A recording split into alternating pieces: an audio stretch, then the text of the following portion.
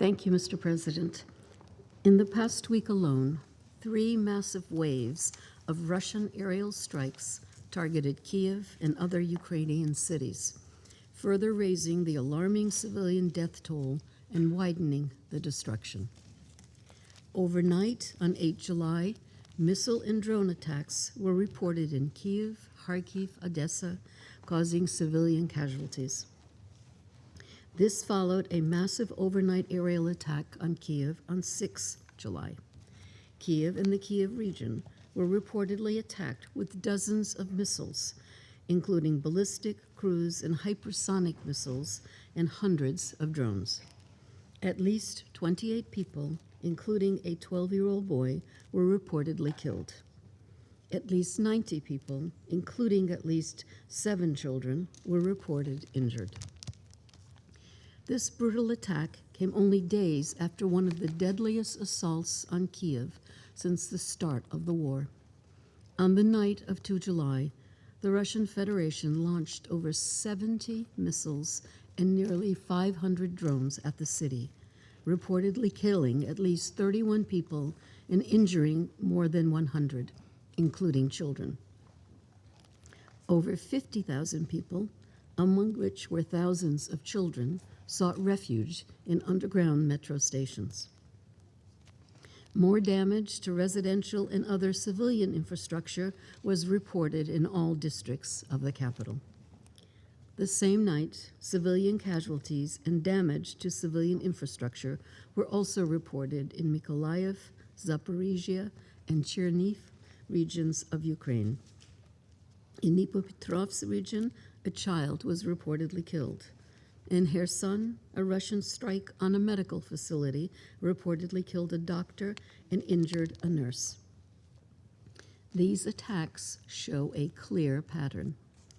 They targeted urban centers with large civilian populations and destroyed or severely damaged residential buildings, with devastating consequences for the people living there. We condemn these attacks in the strongest terms. My colleague from the Office for the Coordination of Humanitarian Affairs, Enrique Ratwate, will provide further details of the worsening humanitarian impact of the attacks. Mr. President, the escalation of the war continues to harm civilians living in territories of Ukraine under temporary occupation of the Russian Federation. On 3 July, at least 5 civilians were reportedly killed and 21 injured in a drone attack on a central market in the occupied city of Tokmak in the Zaporizhia region of Ukraine. In the Russian-occupied Autonomous Republic of Korea, an alleged Ukrainian strike on 6 July reportedly killed 1 person and led to widespread power cuts across the peninsula. Russian occupying authorities have declared a state of emergency in Ukraine's Autonomous Republic of Crimea and the city of Sevastopol due to fuel and water shortages. Inside the Russian Federation, Ukraine has continued drone attacks on oil, industrial, and military infrastructure. Some of these attacks have reportedly resulted in civilian casualties and damage to civilian, including residential, infrastructure. In one such incident on 2 July, local Russian officials reported that 1 person had been killed as a result of an alleged Ukrainian drone attack in the Belgorod region. Water and power supplies in the city of Belgorod were reportedly disrupted. The same day, in the nearby Bryansk region, local authorities reported 1 person killed from an alleged Ukrainian strike. As we repeatedly and consistently stressed in our briefings to the Council, any attacks against civilians and civilian infrastructure, wherever they occur, are a clear violation of international humanitarian law and must stop immediately. Mr. President, the Office of the High Commissioner for Human Rights reported that civilian casualties in Ukraine, killed and injured, were higher in May than in any other month since the beginning of the conflict.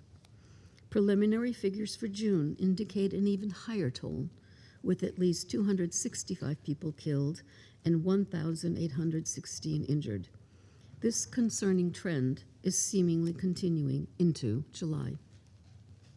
In total, since the start of the Russian Federation's full-scale invasion of Ukraine in February 2022, OHCHR has verified that at least 16,402 civilians, including 802 children, have been killed in Ukraine.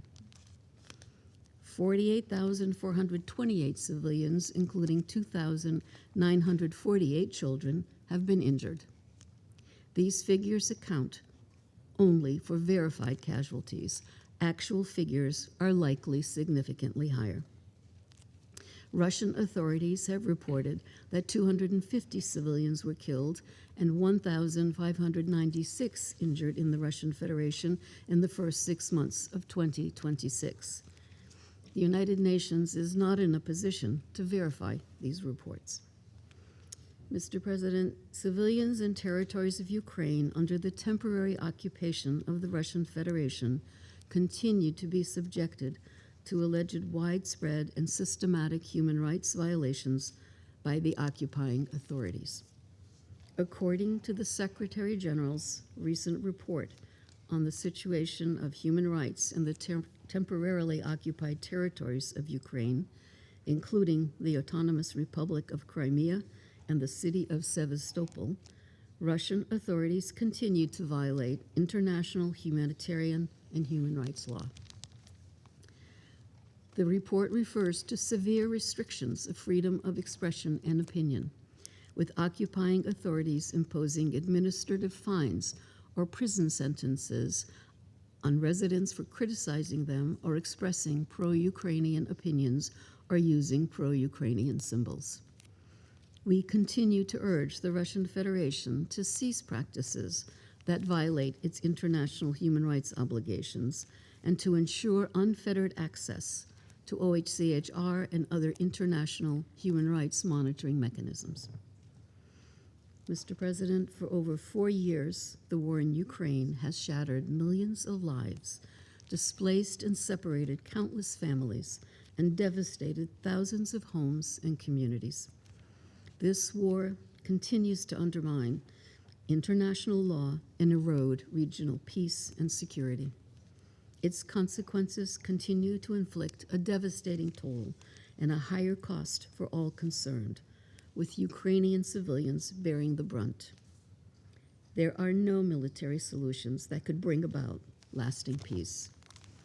Only inclusive, meaningful dialogue and negotiations can reverse the current dangerous trajectory.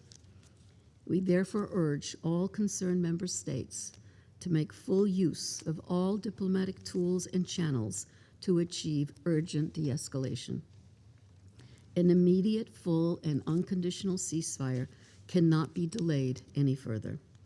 That ceasefire must lead to a just, lasting, and comprehensive peace in line with the UN Charter, international law, and relevant UN resolutions. And the United Nations supports all efforts to this end. Thank you, Mr. President.